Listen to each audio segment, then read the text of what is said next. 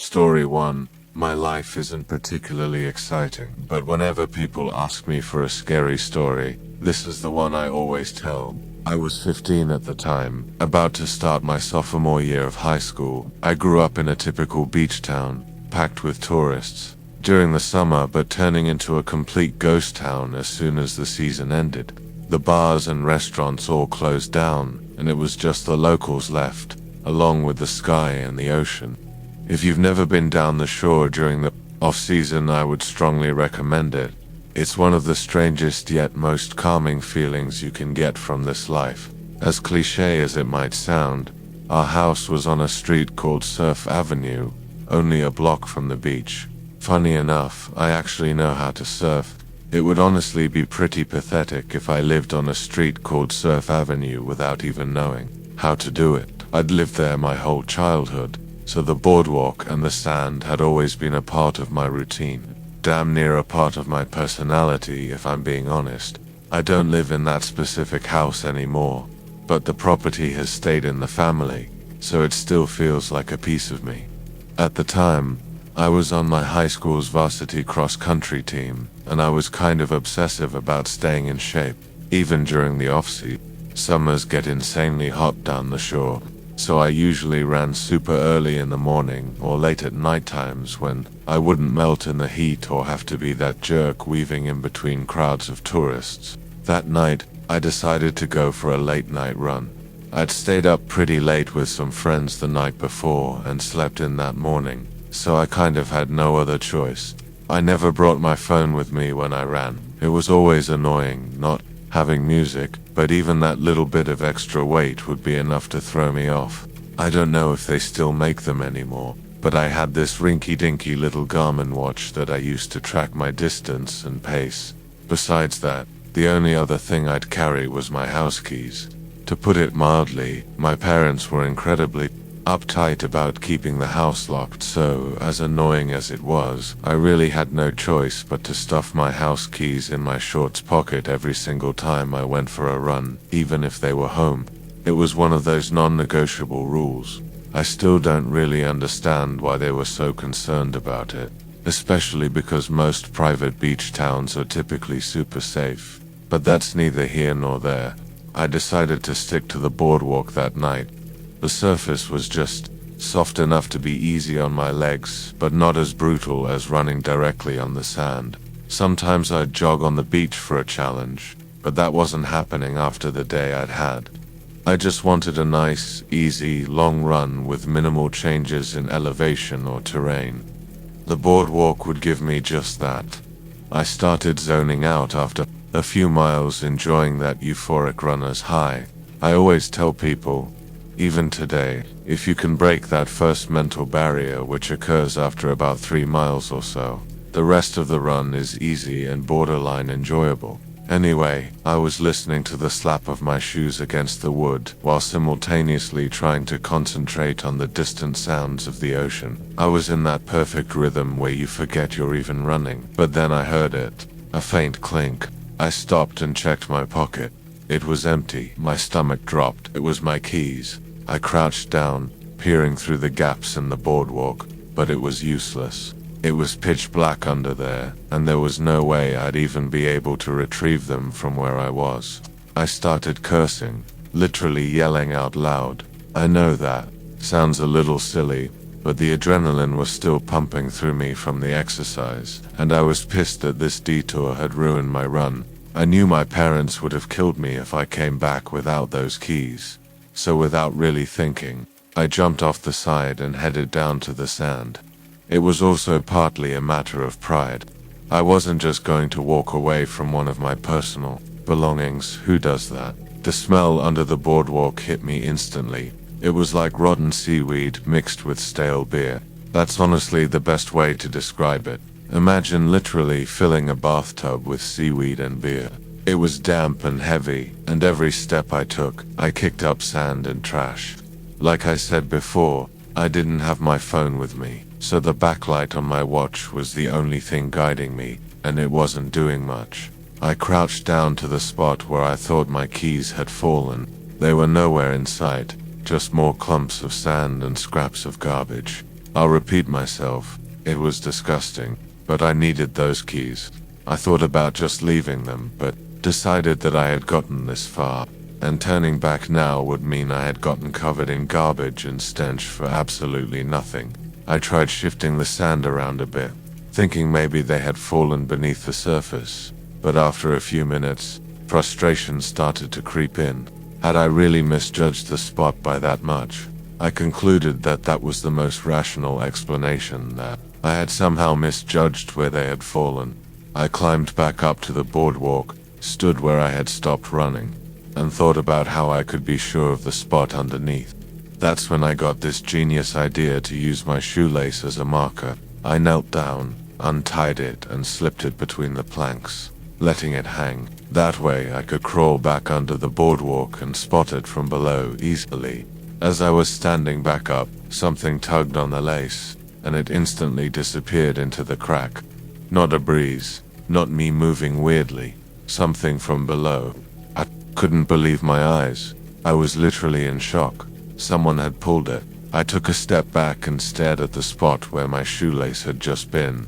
There was someone underneath the boardwalk. I instantly put two and two together. Whoever was under there probably had my keys, too. My first instinct was to run home and figure it out later, but the thought of someone having my house keys, knowing where I lived, made my blood boil. Our house address was etched into them, so I couldn't just leave some stranger with that kind of access.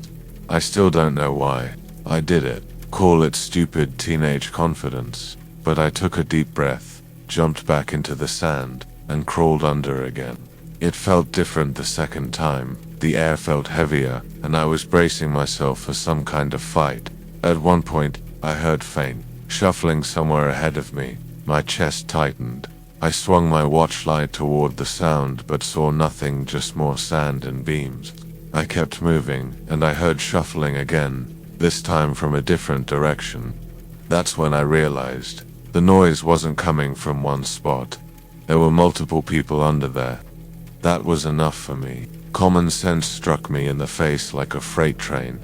What in the world could I have possibly expected to happen? Was I just going to fight some crackhead living under the boardwalk that was suicide? I turned to get out of there, trying not to panic, but before I could make it all the way out, something cold latched onto my ankle. It was a hand. I screamed in pain as fingernails dug into my skin. I didn't think, I just kicked as hard as I could. My foot connected with something, and whoever was holding onto my ankle let go. I scrambled away, my legs and arms scraping against the sand and wood as I pushed myself out into the open air.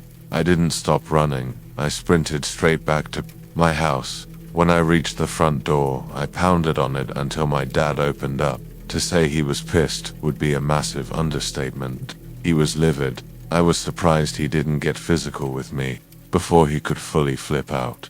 I explained everything. The keys, the shoelace, the people under the boardwalk. The commotion woke my mum up, who was furious at first, but when she saw the marks on my ankle, her expression shifted to something closer to fear. My dad didn't waste any time. He called the police, and the next morning we had a locksmith come out and change all the locks on the house. For a couple of days, things felt normal again.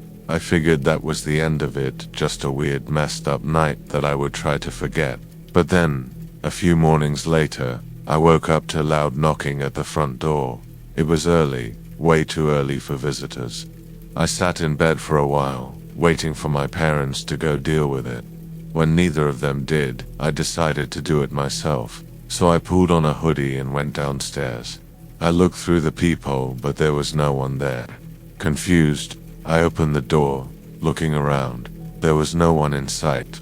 I glanced around the street. No cars, no people. Right when I was about to close the door, I noticed something out of the corner of my eye.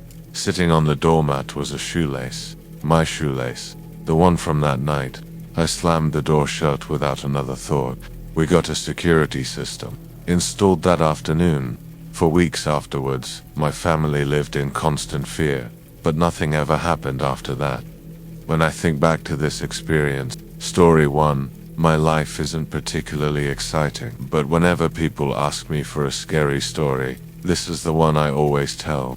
I was 15 at the time, about to start my sophomore year. Story 2. The thing about living in a beach town during the off-season is that it feels completely deserted.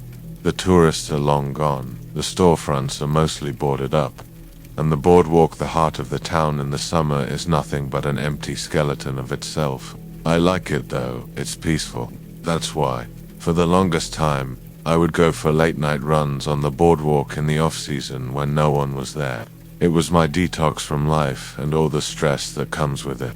Sometimes you just need to be away from people. There was something about the sound of the waves and the rhythmic slap of my sneakers against the wooden planks that calmed me. It made me feel like I had the whole world to myself.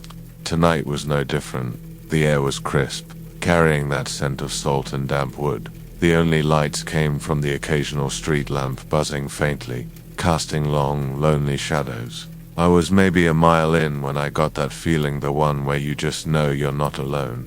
I glanced over my shoulder. A man stood in the distance, not walking, not moving, just standing there on the boardwalk, facing me. I swallowed and turned back around, shaking it off. It was probably nothing, maybe just another local taking a walk. But honestly, no matter what, that's still going to be an eerie sight to see. I kept running, but a few minutes later, the feeling of being followed or watched came back even stronger. My heart thudded more intensely, not from exertion but from something else. The curiosity to turn around again thickened, so I turned around. Again, he was closer, still not moving, still just standing there, facing me. A deep, crawling unease settled in my stomach. I picked up the pace, now taking out my one headphone. My feet pounded against the wood, my breath coming quicker, but every few moments I heard footsteps behind me, in sync with mine. I turned again. He was even closer, but still, he was completely still. I broke into a sprint, but the soothing boardwalk felt like an endless trap stretching too far in both directions. My car was at the very end, parked right by the beach entrance. I just had to make it there. I ran harder than I ever had before, my lungs burning, my legs screaming, but I refused to stop. Every few seconds I turned my head just enough to check, and every single time, he was a little closer, still standing and still watching. I didn't understand how he was able to stop so suddenly. Every time I turned around, I wasn't even looking where I was going anymore, just focused on getting away. The boardwalk exit finally came into view, and I nearly sobbed in relief when I saw my car. I fumbled for my keys, my hand shaking so badly I could barely press the unlock button. Finally, the lights flashed, and I yanked the door open, throwing myself inside and slamming it shut. I turned the key in the ignition and backed the car out of the spot. When I put the car in drive to whip the wheel to the left to turn out of there, I looked ahead. The man was standing directly in front of my car, right where my car had just been. But I looked at him so briefly that I didn't even have time to make out any features. All I saw was that he had his hood up, covering a decent chunk of his face. I cranked the wheel to the left and almost spun out as I whipped my car out of there. The entire way home, I didn't care if I ran a red light, if I swerved, or if I nearly spun out. I just drove. I didn't look back. When I got home, I locked every door, every window, every possible entrance. I didn't sleep that night, and I've had a couple of nightmares referencing that experience, both in which that man appeared in some form, watching me or chasing me. My mind created its own versions of what he looked like. I guess, since I really didn't see his face, they were not pretty images. I haven't done a winter run on the boardwalk since story 3. This happened last summer. I was 22, spending a weekend at the shore with a bunch of friends in the cheapest Airbnb we could find. It was the last night of our stay. We'd been out on the beach all night with a bonfire, just hanging out, drinking, and talking. Nothing crazy. By the end, most of my friends were ready to call it, but I wasn't tired yet. I figured I'd walk off the buzz for a bit and then find my way to the Airbnb after that. The boardwalk at night has this weird peacefulness to it. Everything's empty. I haven't spent much time at the beach, so it was all very new and interesting to me. After wandering around for a while, I realized I really had to pee. I'm not really the type of guy to just do it in public, which is something my friends often make fun of me for, so this was a bit of an issue. I spotted one of those public boardwalk bathrooms, old, beat up and barely lit. Not ideal, but I didn't feel like holding it until I got back. I pushed the door open and immediately regretted it. The place smelled awful, like a mix of bleach and whatever it was trying to cover up. I figured I'd make it quick, so I went to the farthest stall. That's when I heard the door creak open again. I winced, annoyed that I'd no longer have privacy. I listened as their footsteps slowly walked around. They seemed to be circling the bathroom, which was kind of odd at times. I thought the footsteps were coming from multiple directions, like there was more than one person, but I wasn't sure. Eventually, they stopped near the sinks. Just stopped. No movement, no coughs, nothing. The water didn't turn on either, so I wasn't really sure what they were doing. I finished up, ready to get out of there, but when I went to push the stall door open, it didn't budge. I jiggled the latch, but the door was still stuck. I wanted to punch the stall door. That's how angry and uncomfortable I was. But then the footsteps started again. They were closer this time, and I got this really nasty feeling in my chest. I felt like someone was holding the door shut. I tried to shove the door with my shoulder, but still nothing. The adrenaline was starting to kick in, and a part of my brain began connecting the dots. I decided I wasn't just going to sit there like some helpless target. I charged the door with all the force I could muster, and it finally gave way, sending me stumbling out. As I burst out of the stall, I noticed the bathroom door swing shut, like someone had just walked out. I scanned the bathroom, which was now empty. That person who had been walking around in there was seemingly gone. I washed my hands and went to get out of there. I grabbed the door handle, but it wouldn't budge. The handle wouldn't even turn, as if the bathroom had somehow been locked from the outside. I froze, my mind racing. At that point, was this some kind of prank? I thought it was maybe one of my friends screwing with me, but that didn't really make sense. They had all left already. They didn't even see where I had gone. Plus, this wasn't really something any of them would do. Either way, I was pretty freaked out at that point, so I just gritted my teeth and started banging on the door. I yelled for whoever was out there to open up, but I didn't get a response. Just then, I heard movement in one of the stalls behind me. I whipped my head around, and even though I couldn't see anything, I knew there was a person in one of those stalls. That meant there had been two people in there the whole time. I didn't see any feet under any of the doors, so they must have been standing on one of the toilets, which was even more concerning. I thought about calling the police, but I needed to get to safety first. I was in danger. I noticed a grimy window up near the ceiling. It wasn't big, but I didn't have another option. I climbed onto the sink beneath it, which I literally thought was going to break under my weight, and I shoved the window open. As I was halfway out the window, one of the stall doors burst open behind me, and I locked eyes with a man. He was really hairy and had the palest skin I've ever seen. He was dressed like a teenager, but this guy had to be like 50 years old. I didn't waste another second.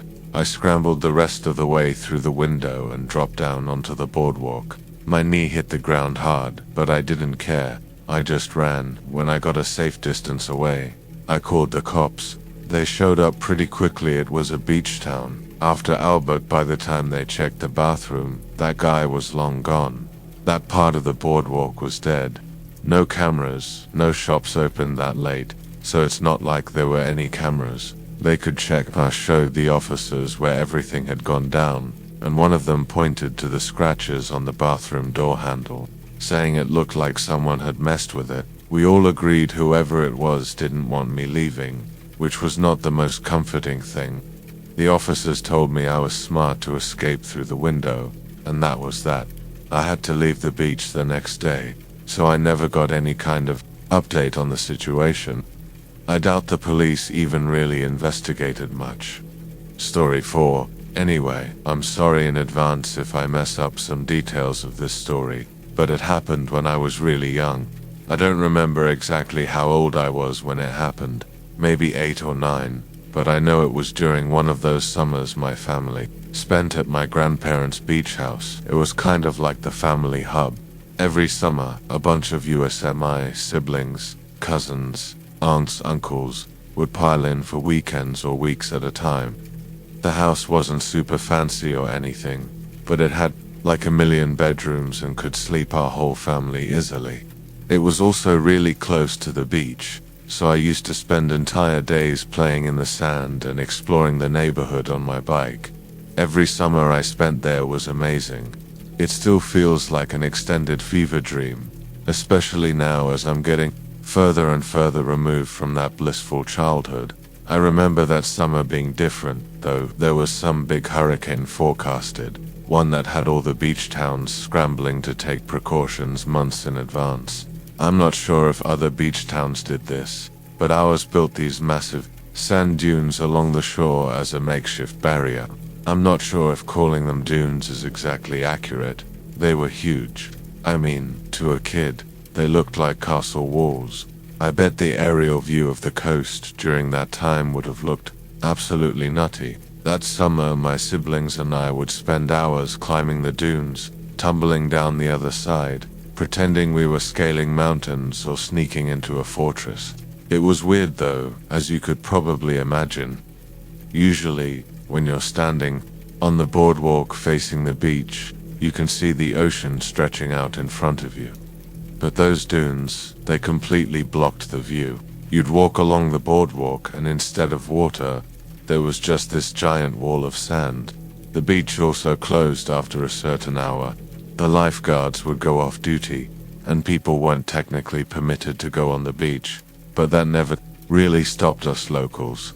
The town was safe, the kind of place where everyone knew everyone, and letting kids roam wasn't considered a big deal, especially after the touristy crowds thinned out. As long as we promised not to go in the ocean, our parents didn't really mind, and to be honest, I was kind of a little troublemaker back then. I liked pushing boundaries, especially when I thought I could get away with it. That's what led me to sneak out that evening. It wasn't dark yet. The sun hadn't even started setting, but I hadn't asked permission to go out. I just wanted some alone time. I think I'd gotten into a fight with one of my brothers, but I don't really remember. The sliding door downstairs, where all the kids' bedrooms were, made it easy to come and go unnoticed. My older cousins had practically written the playbook on sneaking in and out, usually for way more rebellious reasons than a solo beach walk, but I'd learned from them. Even today, we still laugh about how easy it was to sneak people in and out of the house without alerting the adults. Anyway, as quietly as I could, I stepped outside, my bare feet not even bothering to put shoes on. I made my way toward the boardwalk, expecting to encounter some locals, maybe even some kids my age. Even after beach hours, there were usually people around. Anyone who had or was staying in a house down there, really. I was kind of surprised to see how empty it was. It was a little strange. I'm talking not a single soul outside. It felt deserted, in all honesty. I walked along the boardwalk for a little while, half expecting to see someone, but I never did. It was literally like the whole beach was asleep that night or something. I was about to head back when I noticed something alarming. There was a thin trail of smoke rising from beyond one of the dunes. At first I thought it was just fog, but I took a closer look and confirmed that it was smoke, like smoke from a fire. Smoke on the beach wasn't that unusual, even though it was really against beach rules and borderline illegal. Sometimes tourists lit bonfires, but there was something about how empty everything was that night that made the smoke feel wrong. To my mind, it kind of looked like a volcano as the smoke sort of just emanated from the sand dune. I looked around for an adult, but there was no one. Just the empty boardwalk stretching out in both directions. I should have gone home, but curiosity got the better of me. Plus my parents had taught me to never turn my back on someone in need, and this situation kind of felt like that.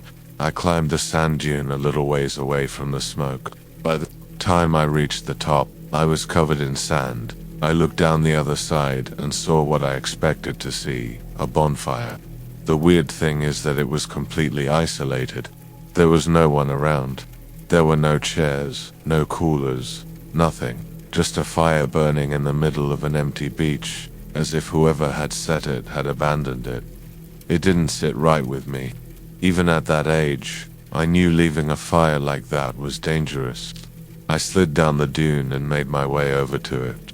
I stood there for a second, just staring at it. I didn't know what else to do, so I just started kicking sand onto it. I did that over and over until the flames were finally suffocated. I didn't want to leave it just yet.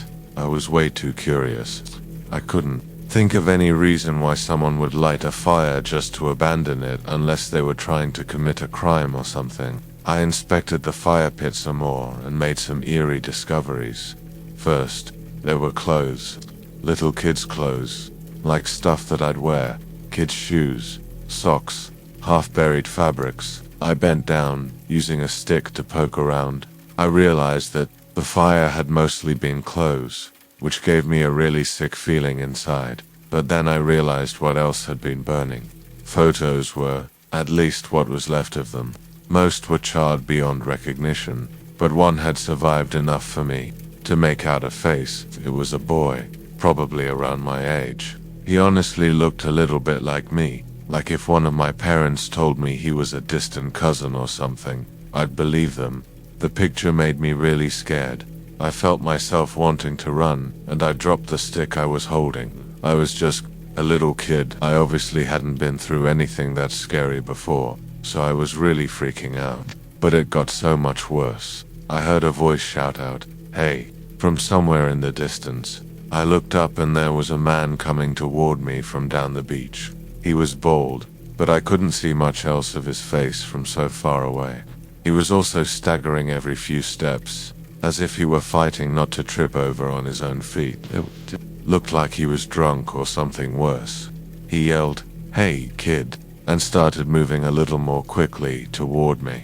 I couldn't move. I was frozen to the spot, petrified in fear. He yelled, "Don't you go anywhere," and that was what did it for me. My little brain finally caught up to my body, and I started running towards the sand wall. The sand made running hard, but I felt like I was in a life and death situation. I started climbing the dune, and I could hear him yelling obscene things behind me. He was getting closer.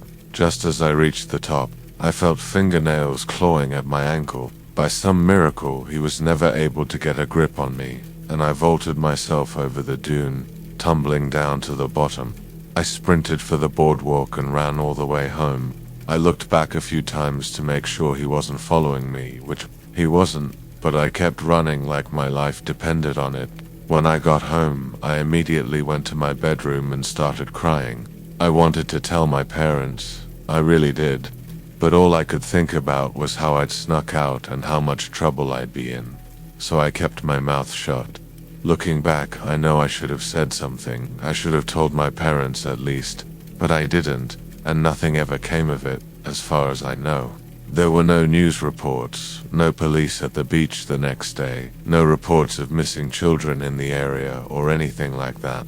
I still don't know what to make of this, even though it happened a long time ago. I can't help but feel like there's more to the story. I think what terrifies me the most is how eerily similar that kid in those photos looked to me. Sometimes I wish I could go back in time and tell my younger self to just fess up, but that's just something I'll have to live with.